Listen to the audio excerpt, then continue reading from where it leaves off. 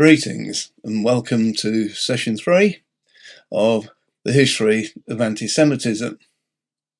We closed with the expulsion of the Jewish people from the UK, and in the meantime we mentioned the Distinctive Clothing Act, we mentioned the teaching of contempt, so we're going to find ourselves now into the 13th century where Distinctive Clothing Act took place, but also other severe Jewish measures, such as the Council of Paris in 1212 that forbade Christian midwives to attend Jewish women, and also wet nurses and various other primitive by our standards but medical assistants at that time.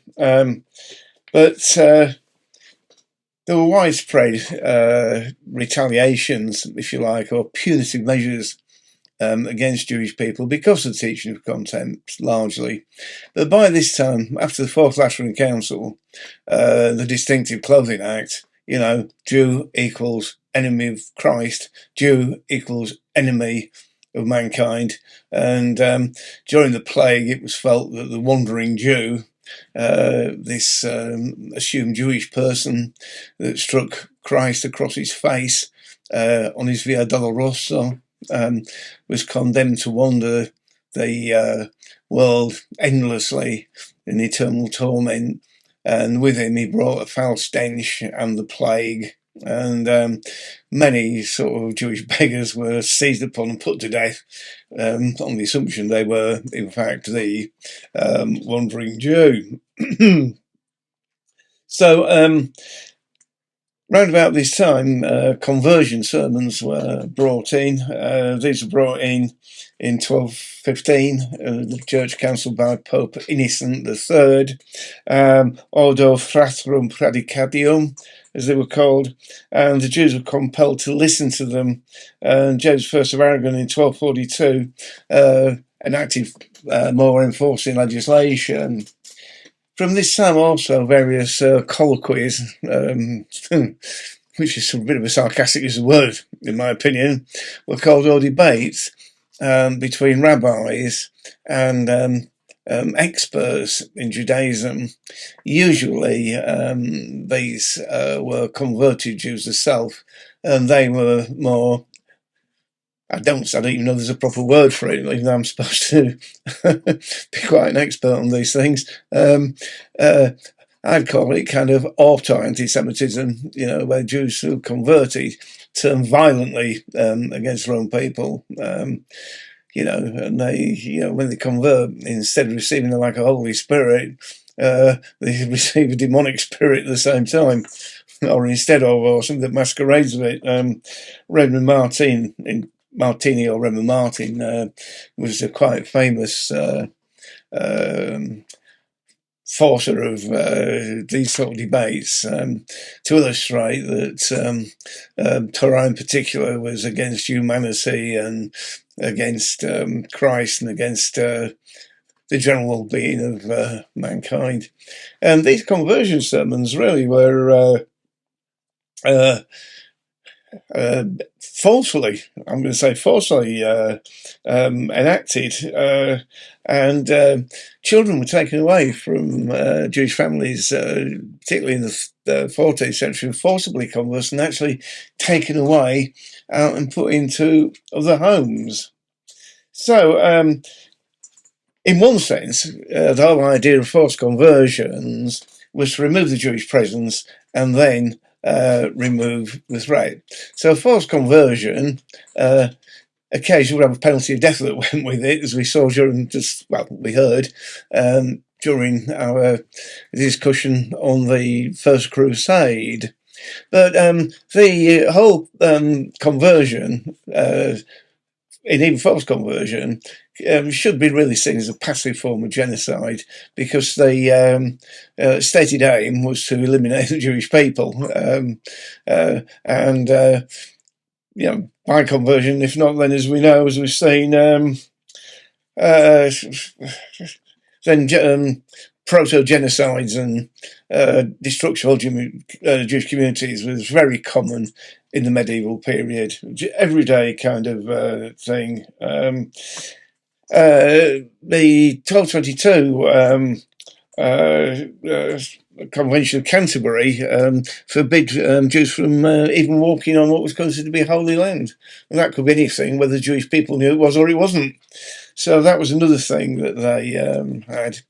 Well, I suppose in one sense it was inevitable that Jewish people being expelled from everywhere or had to go somewhere. And if there was somewhere, and it was usually in the bigger places, that to be separated as a danger. So as a health and hygiene measure, this was the first institution, if you like, of the ghetto. There were numerous enactments separating Jewish people from the main communities, but the term that we use, expression ghetto, in its primary form, refers to the Italian word barghetto, small town, suburb, or quarter. Although it had been a common practice, the disastrous defeat of the Venetians by the League of Cambrai in 1516 saw the first institution of this, because the Venetians accused the Jews of being allies or plotters against them, and so on. So in the bull Com Nimis Absurdum, issued by Pope Paul V, somewhere between 1559 and 1562, it was directed that all Jewish people should be placed on an island outside Venice that was known as Ghetto Nuevo, and it was basically a disused cannon factory.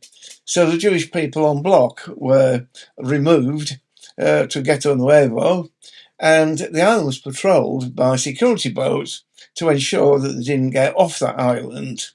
And the fee for the, what do you call them, maritime police, I suppose, to use a modern term, had to be paid for by the Jewish community themselves. So in a couple of 100, 250, 300 years, the Jewish people are now separated everywhere. They were wearing identified clothing, they're classed as pariahs, a danger to society, and any excuse that can be used to eject them physically, legally, or by death. Very, very common practice, I'm afraid. However, in my opinion, one of the worst, most dangerous, and horrific things, anti-Semitic attacks against the Jews, was the office of the Inquisition. Yeah, the Spanish Inquisition, as it's generally known as.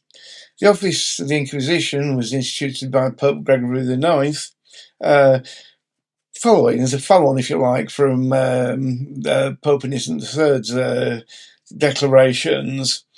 And this was to seek out people accused of heresy. Now, heresy today has a slightly different take on what it meant sort of initially, because a heretic wasn't somebody who necessarily was teaching false doctrine. It was somebody who was basically considered to be a threat. And the Jews, of course, were threats. So it basically, following on from the Fourth Lateran Council, the office of the Inquisition was given to a newly created Dominican order for the purpose. And the idea was to investigate people who didn't hold the correct opinions about Christianity. Now, surprise, surprise, if you're a Jew, you wouldn't hold the correct opinions about Christianity. So therefore, by default, you were a heretic. And the way the heretics were dealt with was extreme in the smallest measure.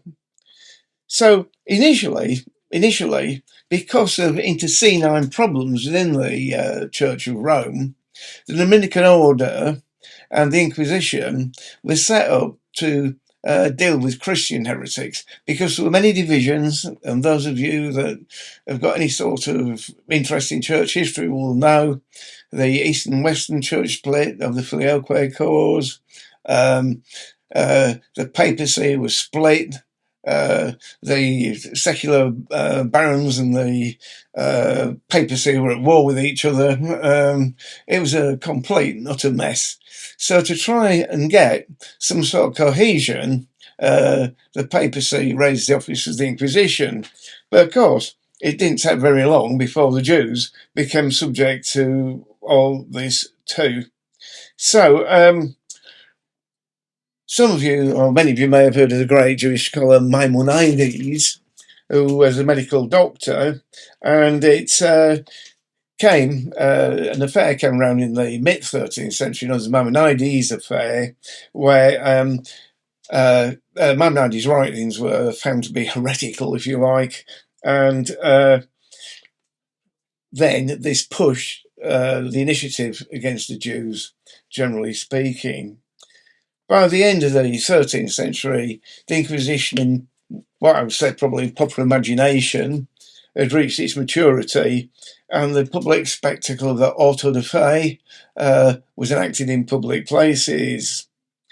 So the Spanish Inquisition, now we've got to just sort of push a little bit forward on this, was established in 1481, and then the office became the most dominant element of the church. Instead of being a tool, it became particularly dominant in Spain, sort of leading the way with it. And once again, we have these deputations going on, these various arguments, and the church always wins. The Jews are found guilty of heresy, being heretical, and so on. In 1474, when the House of Castile takes over the Spanish regency, Isabella, who is quite notorious, was a fanatic Catholic, and greatly influenced by Alfonso de Hoya, who was the head of the Spanish leg of the Inquisition.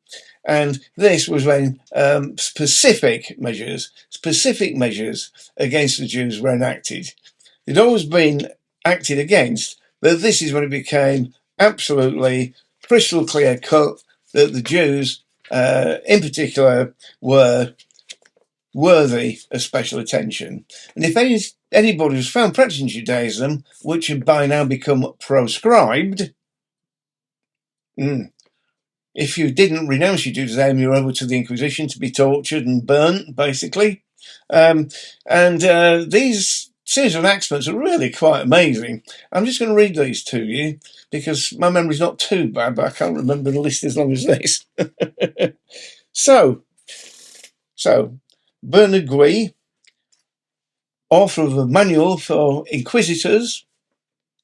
And the inquisitors, as you know, the actual inquisitors never shed blood because it's against Catholicism and the monastic orders to shed blood. So it's like burn people and so on, you know. And I think you all know what the vulgar impression of Spanish Inquisition's behaviour was like. And sadly, it's not far wrong. So Average inquisitor was given a manual, and these were the spot a Jew guides. Yeah, so you spot a Jew and you had a Minster Inquisition.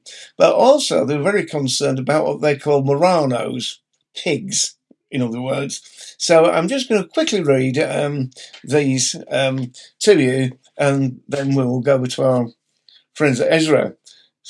Tips for spotting Jews: the wearing of clean or festive clothes, clean shirts and headrest on Fridays, lighting new candles and new tapers on Fridays, cooking a double portion of food on Friday, eating food cooked for the next day on Friday, not eating on the first day of praying, Jewish fathers blessing children without first putting the sign of the cross on them, praying with your face turned to the wall, burying or burning nail parings, cutting away the nerve or sinew or the fatty portions of legs of beasts, covering the blood with ashes, cinders or earth, speaking out Jewish blessings over food.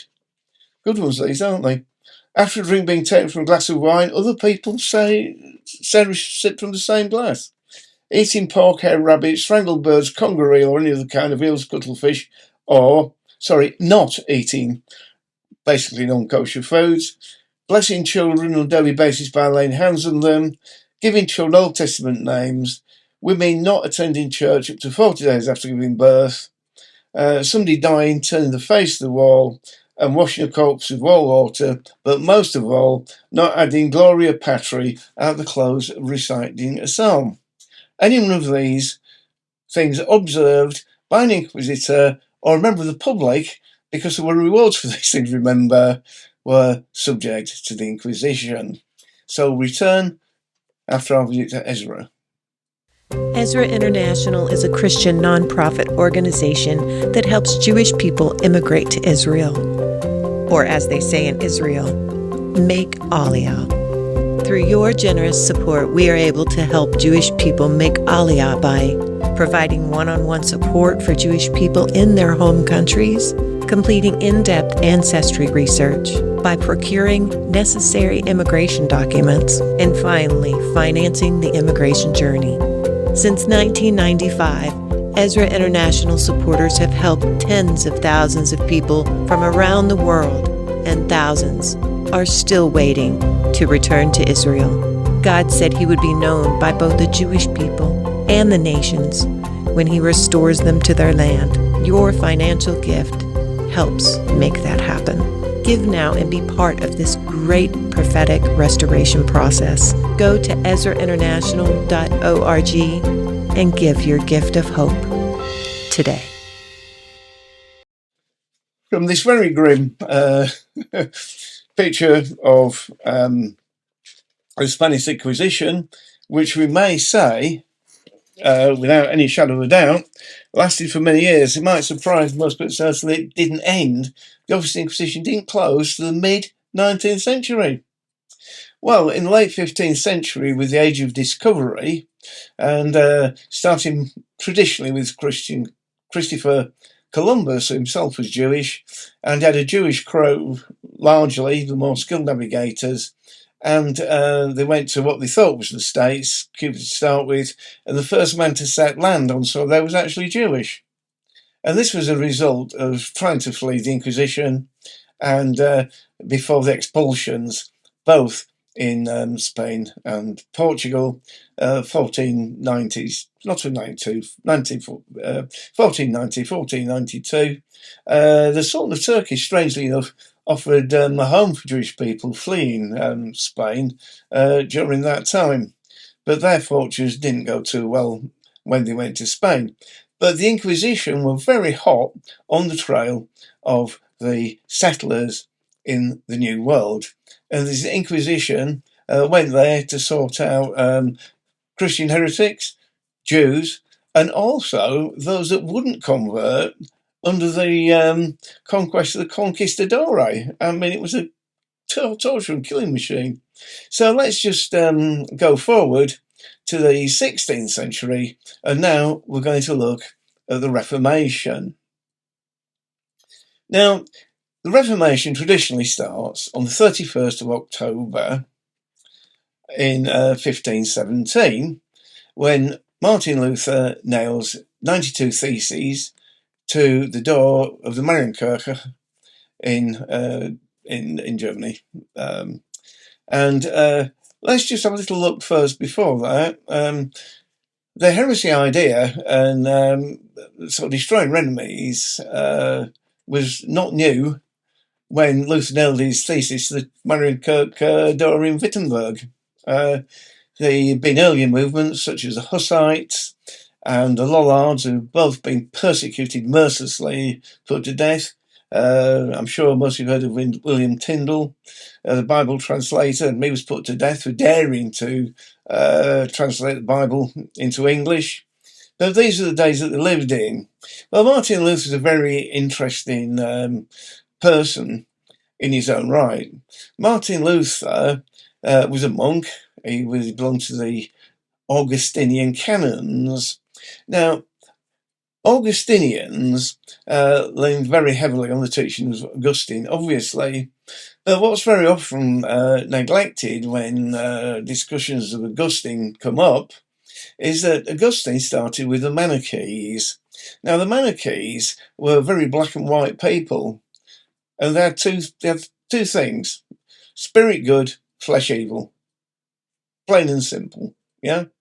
And Martin Luther, along with many ascetics and Augustinians, really kind of despised the flesh. And you can see that today in some things. I mean, the flagellant movement later on that destroyed many Jewish communities in Italy. You know, they used to get together in big bands and beat themselves with these cat o' nine tails with bits of bone and stealing until they'd broken bones and were bleeding all over the place. It was penitence for the flesh, and part of the penitence was to kill the Jewish people.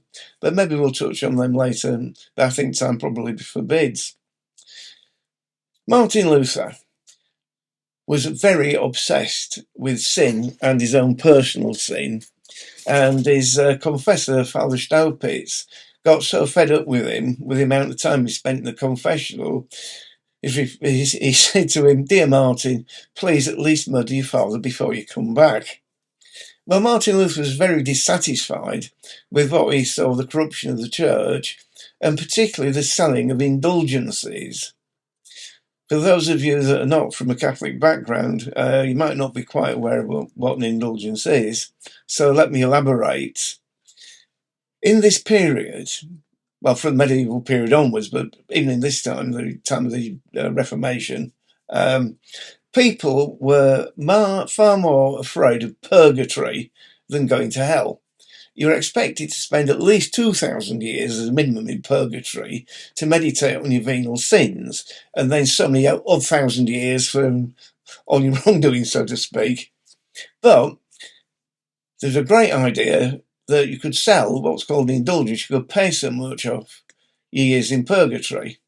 So there's a big campaign to build a new church in the Vatican, and a new campaign was raised for the sale of indulgences. So a preacher would come along, and there'd be a young boy banging a drum, and he'd preach a sermon about purgatory, and then you could get a certificate that you had so many years off. And the other way you could get years off in purgatory was by viewing relics. I'm sure what they are, like a saint's bone or something like this. But I mean, for instance, the church at Wittenberg, I mean, they had some pieces of straw there from the manger. Oh, these things, these viewing relics are amazing. You know, from what I've researched over the years, there's enough thorns from the crown of thorns, to crown a whole army regiment. There's enough of the true cross to build a small city, and so on. But the belief was that he got so many years off of this. So Martin was basically against this. So he nailed these 92 theses on Marienkirche at Wittenberg. Now, a thesis is not what we think a thesis in those days was a sentence, not a massive document, against what he called the Babylonian captivity of the church. And as you all know, strict reform followers still believe that the Pope is the Antichrist, and the Church is the realm of Satan, and etc. Well, Martin Luther believed that now there's an alternative available, leave the Catholic Church, the Jews would now come to Christ because there was nothing to stop them. Because Luther sincerely believed it was the persecution of the Jews that had stopped them because of the doctrine of the Catholic Church. So he wrote a pamphlet, Christ was born a Jew. And it had no effect whatsoever. Now, Martin Luther was a very bellicose man, very bad-tempered, very vain and arrogant, and his language, shall we say, was always very colourful. The other reformers along with him, if they didn't agree with him, they were basically rubbished off. The Jews didn't come to Jesus as he expected them to, so he wrote another book, The Jews and Their Lies. And he went on from there, and it makes terrible, terrible reading.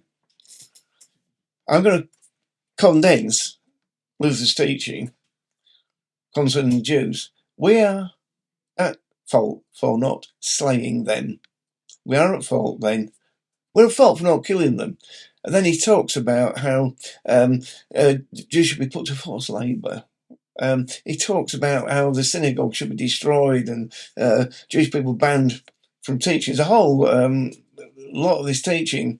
Time forbids. But for my mind, Martin Luther was one of the greatest anti-Semites of all time and is directly responsible for the Holocaust by his teachings. Now, Martin, the anniversary of 1517 in 2017 obviously brought a deluge of books praising Martin Luther for the Reformation and everything. However, I personally felt that it was time that somebody actually put the record right.